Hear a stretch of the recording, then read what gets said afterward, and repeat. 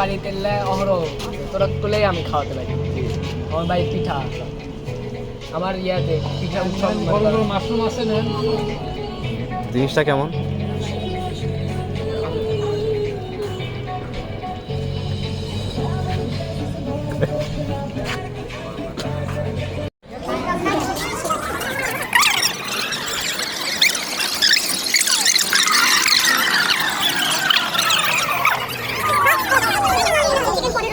দাম কত এগুলো?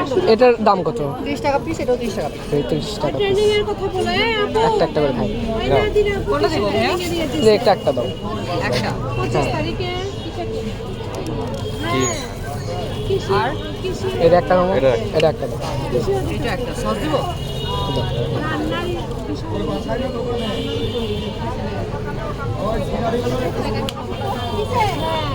আমার কাছে স্ক্রিনশট আছে। অর্পণ চিকেন ললিপপ।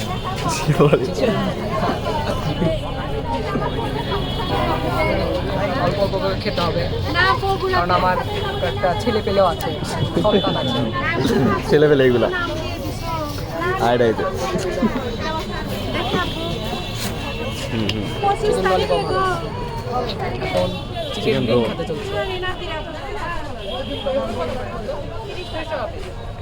খুবই মজা করে। সন্তানেরা আসো, ঠিক আছে?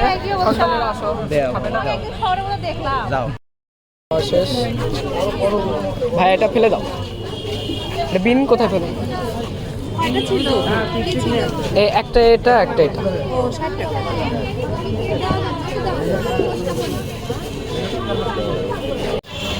গাইস, আমরা এখন পিঠা উৎসবের থেকে আসলাম। আমার যে খেজুরের পিঠা, ওটা আমার মা 100 গুণ ভালো বানাতে পারে। এটা যেটা খেলাম আমি আটার স্বাদ পাইছি। ঘুমের আটা নাই, হ্যাঁ, পিওর বলতে গেলে ঘুমের আটা। একবারে পিওর।